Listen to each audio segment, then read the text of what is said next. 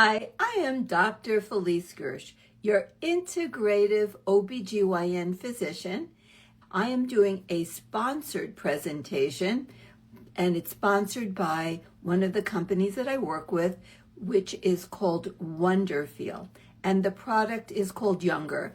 It's a precursor to NAD+. It's an NMN product. And why am I talking about that? Because I really want to get into the nitty-gritty about a very important topic called menopause brain fog. Now, if you're one of those women who's transitioning into menopause, or you've already entered into menopause and you're even a few years into it, 99.9% sure you have experienced menopause brain fog. I know I did. Now, this is such a common, it's like pretty much universal. It's not if, it's how much, how bad it is for each woman. And I think it's not talked about enough. It's really a big deal. So what's going on? Why would a woman have menopause brain fog? And what's really happening? It really is centered heavily on brain memory, word recall, okay? And what kind of words are women most stumbling to find? Nouns. So we're pretty good at adjectives and verbs, but not so good at nouns. We can't remember names of people, names of places, names of objects, but we also kind of get distracted. It's like, what was I doing again? It's hard to stay focused. Like women who always were very sharp on task, suddenly it's like, I just can't stay focused. It's that fogginess that seems to settle in. And why would that be happening? And what does it mean? Well, it actually means that the brain doesn't have enough energy. The brain only makes up 2% of our body mass, but it needs 20% of all the energy that our body can make. It's a real energy guzzler because the brain has all those neurons. It takes a ton of energy to work the neurological system of the body, to maintain it, to make neurotransmitters, to optimize everything that goes into having optimal brain function. So what is contributing to low energy in the brain? Well, there's actually a multitude of things. It's like the perfect storm that happens to women. Well, one thing is the mitochondria themselves. Well, mitochondria, first you need to know what they are. Mitochondria are the energy producing factories. They're organelles, they're little structures in cells. Sometimes they're called the powerhouse of cells. They do more than that, but we're just going to focus on energy for the moment. So they are what create energy in every cell. And as I mentioned, the brain is an energy guzzler. Well, in order for the brain to have optimal energy, it needs to have optimal numbers and function of mitochondria. And that just doesn't happen when you're transitioning into menopause and even thereafter, because the brain has some ways of accommodating, but it's never actually completely adequate. So it turns out that estradiol and to some degree progesterone as well are really important. I mean, not marginally important. Estradiol is critically important for the function and creation and elimination of old bad mitochondria. The creation of new mitochondria is called biogenesis, creating new mitochondria, and getting rid of old bad, not functional mitochondria. That's called mitophagy. Well, estradiol is critical for both of those functions. And what about the actual function of the mitochondria itself? Well, to make energy, which we call ATP, you need to have a functional electron transport chain. That requires estradiol. And what about the mitochondrial membrane potential that actually is critical for function? Also requires estradiol. The creation of this really important enzyme and the function of an enzyme called manganese superoxide dismutase is dependent on estradiol. That is an enzyme that converts the waste product of energy production called superoxide, two oxygen molecules together. And that is super toxic, this superoxide. And the mitochondria can't get rid of it without this enzyme because superoxide has no exit strategy for getting out of mitochondria. And when you make energy, ATP, it's always made as a byproduct. So the cell has this wonderful feature, this enzyme that's in the mitochondria that turns superoxide into hydrogen peroxide, which is also poison, but hydrogen peroxide can get out of the mitochondria, where elsewhere in the cell through different enzymes, it's converted into harmless water.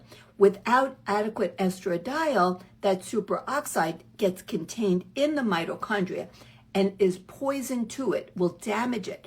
So all of these things are in play to harm mitochondria and not have them be replaced, not have the ability to make new ones when you don't have optimal hormones. And even small fluctuations and changes can affect mitochondria. What else? Well, in the body, we have our gut microbiome, the biggest collection of microbes in the whole body. And the microbiome becomes abnormal. We call it dysbiotic when you don't have the right estradiol and progesterone production. So now when you don't have the right gut microbiome, guess what happens? Well, there's this protective mucoid coating that keeps the toxic products in the gut called endotoxins from getting right up to the gut lining cells. And when you don't have enough of the proper hormones, you don't make that proper mucosal protectant, and the toxins get right up to the lining cells and break down the little fibers that hold the cells together. The cells start to drift apart. Impaired gut barrier, also known as leaky gut, and the toxins in the gut can get out into the body, where 70% of all the immune system resides around the gut. And it turns out that when you don't have enough of these vital hormones, you don't actually control your immune cells properly, and they go into a lower threshold to create their inflammatory cytokines. And so the toxins coming out of the gut with the leaky gut are going to impact these immune cells lining the gut, and they put out huge quantities of inflammatory cytokines. And these cytokines get into the bloodstream and circulate and get into the brain, where they cause neuroinflammation and further degradation of the mitochondria in the brain. So now you're not making adequate amounts of neurotransmitter like acetylcholine, which helps to make memories. We also don't make enough serotonin, which makes us feel good and happy. And guess what from serotonin comes? Melatonin. So our sleep is impacted. Impaired sleep is going to have significant effects on cognitive function and mood. So you see how this is a perfect storm coming into play. The immune system is not right. It becomes more pro-inflammatory. The gut microbiome becomes dysbiotic. You get leaky gut, and then you get leaky brain. The blood-brain barrier becomes weaker, and the cytokines and toxins can get directly into the brain, as I mentioned, creating damage to the mitochondria and neuroinflammation. In addition, when you don't have enough of these vital life hormones, estradiol and progesterone, you don't make enough of this other vital substance, which is a gas called nitric oxide, which maintains vascular health. And that's another reason why the blood-brain barrier becomes leaky, and toxins, not just the cytokines that are pro-inflammatory, but other toxins in the body can enter into the brain, creating cognitive decline known as brain fog. So all of this and more is contributing to that ubiquitous complaint of women that I hear all the time, brain fog. Okay, now that you have a good idea of why this is happening, we need to approach the what to do about it. Well, the first thing I'm going to mention, which I already touched on, is sleep. I cannot overemphasize how critical sleep is. Sleep is when our brain goes through this clearing out of metabolic waste. I mentioned the metabolic waste that occurs in mitochondria. Well, the brain is very active and there's a lot of metabolic waste. This needs to get cleared out. We have our own system for clearing it called the glymphatic system. It's like a lymphatic system that drains the junk from the brain. And we need to have proper brain sleep cycles because the sleep phase of life is a time when many things are happening in the brain and in the immune system to rejuvenate and regenerate. So it's not optional. And as I mentioned, you need melatonin for sleep, and you don't make enough melatonin unless you sleep. See, it's a double whammy.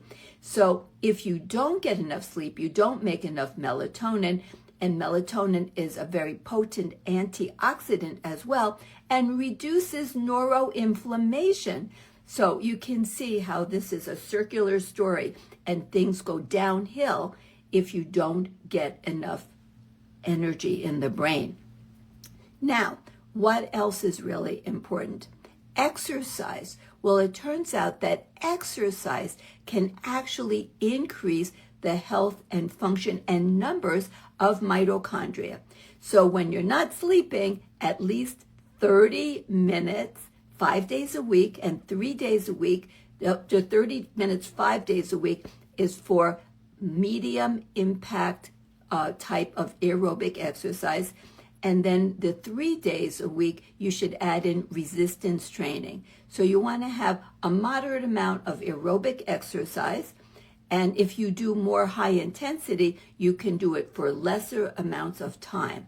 But that's sort of like the standard recommendation is 30 minutes, 5 days a week and 3 days a week that you do additional resistance training. And the other days, it's aerobic exercise. And of course, that's in addition to your many steps a day. It doesn't have to be 10,000. That actually is not really founded in a lot of science. But the more, the better. Lots of steps, lots of movement. Sedentary lifestyle is not the way to go. Well, what about supplements? Well, that's where we get back to my sponsor, which is the wonderful company, Wonderfeel, that makes Youngr. Well, what is that all about? Well, mitochondria, now you understand, are critically important for optimal energy production in the brain and elsewhere because they are literally the powerhouses of the cell that create energy. Well, it turns out through a variety of reasons.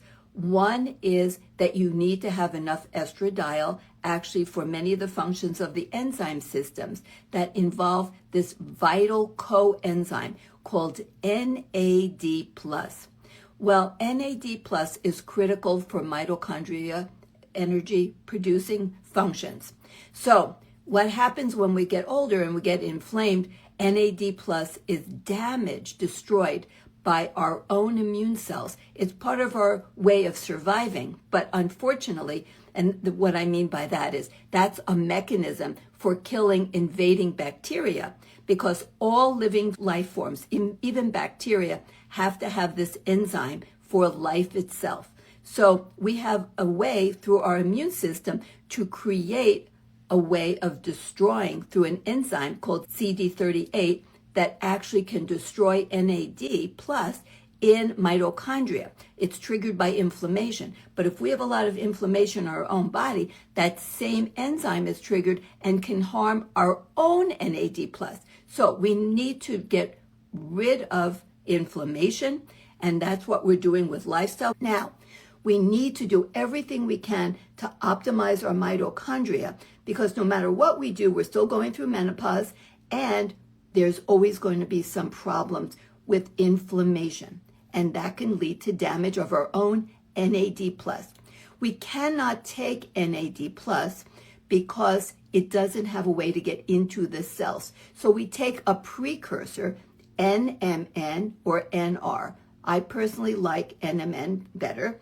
And the thing that I like about the Youngr product is that it also has a variety of polyphenols and antioxidants to help lower inflammation. So our own body's mechanism that can save our life by destroying NAD plus in bacteria, it doesn't come to hurt us and harm our own NAD plus so that our mitochondria can optimally function. So that is one of the mitochondrial support supplements that I universally use. What else?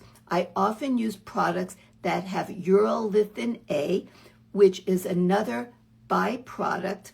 Well, actually, it's not another. It is a byproduct of other polyphenols like ellagic acid. The problem is it's made by gut microbiome from this ellagic acid, which comes from food like pomegranates, okay?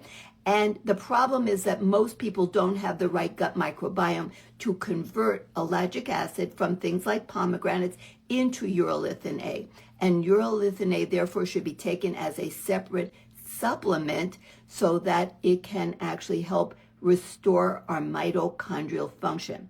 In addition, I use ubiquinol, which is the absorbable form of coenzyme Q10, which is a critical coenzyme for the electron transport chain, which is how we make ATP, which is energy.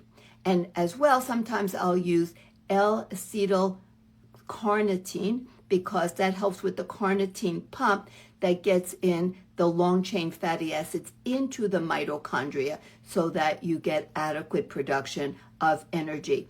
I always check thyroid. I always check things like iron levels. If women have anemia and from iron deficiency, iron is critical for mitochondrial function as well. And also critical other types of minerals that you want to check for. I usually recommend just taking a multi-mineral that has in it things like a little selenium, a little bit of zinc, a little bit of copper, all little bits that can be very beneficial. Also, sometimes a little bit of lithium, very tiny, like 5 milligrams a day. All of those are really excellent supplements that can help mitochondrial function. Now, what about food? What about diet? Well, I want everyone to eat a diet that is really supportive of mitochondria through creating the right gut microbiome. So it's an indirect type of thing. I mentioned that when you don't have the right gut microbiome, you create inflammation through leaky gut that then goes, creating inflammatory cytokines that go into the brain and then harm our mitochondria. So we want to restore the gut barrier, the integrity of the gut barrier. That requires eating a lot of fiber-rich foods. Things like oats are very good, and artichokes are wonderful. Cold potatoes, root vegetables, all the legumes, lentils and beans are all wonderful fiber foods. And if you can add in fermented foods, I personally like sauerkraut. I know many that like kimchi, but a fermented foods, there are other types. You can ferment any sort of crunchy vegetable. So it's really something that most people don't think about, fermented foods, but they're really, really excellent when you add them in. And then lastly, I wanted to mention, I didn't want to forget, hormones. Of course, I'm going to mention hormones.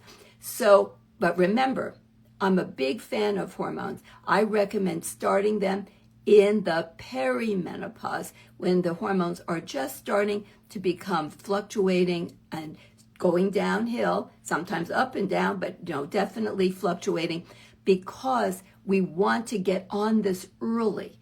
It's much easier, seriously, to prevent than to repair damage that's already occurred in our brain or in our bones or elsewhere in the body. So this is the newest thing, and I wasn't always doing this, to start hormone therapy early.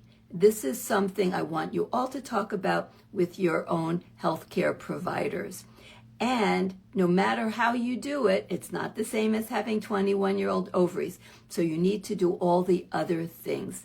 You need to optimize sleep and exercise and diet, and taking targeted supplements. Of course, you want to work on stress. You want to reduce environmental toxin exposures. You want to do every lifestyle thing you can because you get one brain and nobody wants to have brain fog.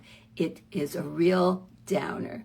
So I hope that you understand the importance of and significance of brain fog, that it really is something we should tackle, and no woman should be ignored and it should not be underestimated, the significance it has for anyone's life.